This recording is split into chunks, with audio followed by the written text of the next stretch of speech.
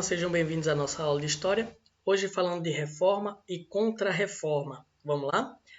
O que é bom a gente ter em mente? O contexto histórico europeu, que nós já vimos na aula passada, com a difusão das ideias humanistas nesse período, que é conhecido como Renascimento, nesse período maior da história da humanidade, que é a Idade Moderna, Lembrando que os humanistas, os renascentistas, nesse período do século XVI, se baseavam na cultura clássica greco-romana, voltavam o seu olhar para a antiguidade e, baseados na cultura clássica greco-romana, visando ciências naturais, filosofia, retórica, história, poesia, que os humanistas trabalhavam bem, os renascentistas, que é do mesmo período, que visavam a beleza da cultura clássica greco-romana através da arte, da pintura, da escultura, Então, tudo isso nesse período do Renascimento que nós estamos vendo, vai ser interessante, vai ser importante para fundamentar o que nós vamos conhecer como reforma religiosa, que são as reformas protestantes, O que vai ser importante para a reforma protestante acontecer? A invenção da prensa móvel, esse objeto que nós estamos vendo aí nessa imagem. A prensa móvel vai ser muito importante, por quê? Porque antes os livros, como nós já falamos na última aula, eles eram feitos por monges, chamados monges copistas. Por quê? Porque eles copiavam à mão. Então, um livro, ele hoje é feito de uma forma muito mais rápida.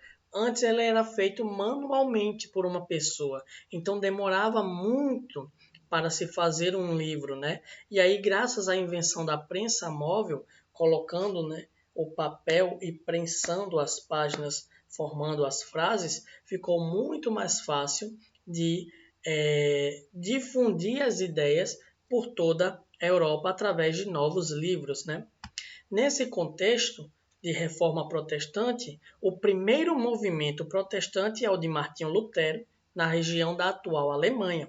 Lutero era um monge, católico, mas que ele tinha críticas à corrupção de dentro da Igreja Católica e ele era contra a venda de indulgências. E o que é indulgências? A venda de indulgências era a venda do perdão dos pecados. Então eu cometia um pecado, eu ia lá, padre, eu pequei e foi isso, isso e isso. E o padre dizia, o perdão do seu pecado era, sei lá, um exemplo, 4 moedas de cobre, E aí eu pagava e o meu perdão era dado. Então era perdoado pela igreja e por Deus através do pagamento, da indulgência. Lutero criticava isso. Lutero era um monge católico, criticava isso e ele elabora um documento contendo 95 teses em que ele debatia ponto a ponto as suas críticas à Igreja Católica. Lutero não queria se separar da igreja, mas a Igreja Católica disse, Lutero, para com esse negócio aí, vai ficar ruim para o nosso lado, vai ficar ruim para você também. Lutero não parou com as suas ideias, continuou criticando, E aí a igreja expulsa Lutero da igreja, excomunga, quando é expulso alguém da igreja católica.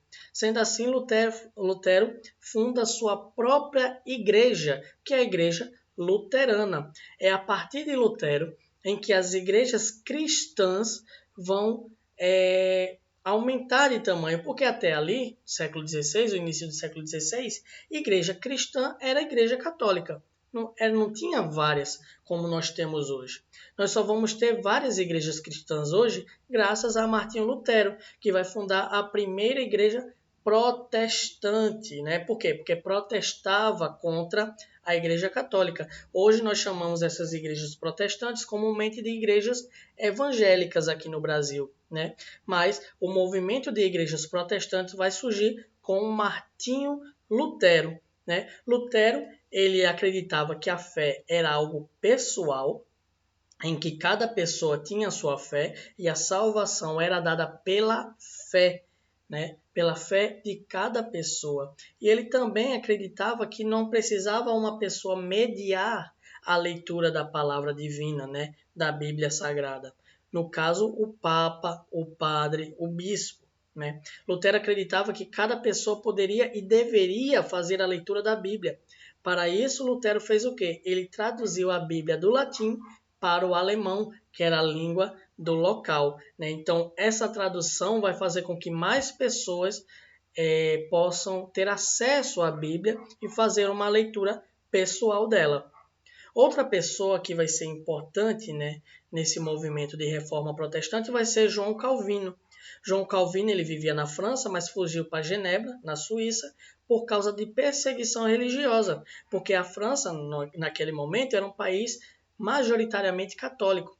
Quando João Calvino começa a fazer as suas pregações protestantes, ele é perseguido e foge para a Suíça. Lá ele funda a sua igreja, a Igreja Calvinista, em que se destaca a predestinação, a crença na predestinação. O que isso significa? Para João Calvino, cada pessoa nascia predestinada a ir para o paraíso ou a ir para o inferno. Não importa o que eu faça, se eu nasci predestinado a ser condenado ao inferno, eu seria condenado. Não importa o que eu fizesse durante a minha vida. Né? Essa doutrina de João Calvino era interessante porque durante a sua vida você receberia sinais. Se você era abençoado, iria para o céu, teria sua salvação, ou se você seria condenado. Então, se eu trabalhasse bastante, começasse a enriquecer com o meu trabalho, isso era sinal que eu iria ser salvo, isso era sinal da salvação. E essa doutrina calvinista atraiu a simpatia da burguesia, porque o lucro era considerado pecado pela Igreja Católica. Já o lucro para o Calvino, para João Calvino, era considerado algo que é um sinal de que você seria predestinado à salvação. Então, vários burgueses da época vão se tornar calvinistas, né, por causa dessa doutrina de João Calvino. Outra igreja importante vai ser a Igreja Anglicana. Na Inglaterra, a reforma protestante aconteceu através do próprio Estado, que foi através do rei da Inglaterra na época, Henrique VIII, que queria a anulação do seu casamento com a rainha Catarina de Aragão por não conseguir gerar um filho do sexo masculino, ou seja, não conseguir gerar um herdeiro para o seu trono. Henrique VIII ele pretendia se casar com Ana Bolena, que já era sua amante, estava grávida dele, né, mas o Papa não aceitou a anulação do casamento. O Papa não aceitou, Henrique VIII disse, é assim? Então, expulsou os padres de toda a Inglaterra, tomou as terras da Igreja Católica e fundou a sua própria igreja, a Igreja Anglicana, no qual o rei é a figura mais alta, é o líder maior da igreja. O rei é tanto líder do Estado, como um rei político, como um rei, como um líder religioso, né, da igreja anglicana. A título de curiosidades, a Rainha Elizabeth da Inglaterra, ela é a líder da igreja anglicana na Inglaterra. Dito isso, com esses movimentos de contestação da igreja, surge a Contra-Reforma, né, que é a reação da igreja às críticas que ela vinha recebendo, né, porque diante da grande aceitação do público, da população para as igrejas protestantes, né, a igreja busca tornar as missas mais atrativas. Né, e aí ela faz o quê? Ela monta o Concílio de Trento, que durante alguns anos foi uma reunião de bispos, uma série de reuniões de bispos, né, para reafirmar alguns posicionamentos e reaver outros, como o caso das indulgências, que passaram a não ser mais vendidas. Né? O Concílio de Trento foi para reformar a Igreja Católica, reafirmar alguns posicionamentos e também mudar outros, né? Como a indulgência. A indulgência agora não era mais vendida. A partir do Concílio de Trento, ela não é mais vendida, e sim concedida, que é o que os padres fazem hoje. Quando nós vamos confessar, quem é católico, né, ele confessa os seus pecados ao padre, e o padre dará a absolvição dos seus pecados, não por causa de dinheiro, né, agora mais mediante a fé da pessoa.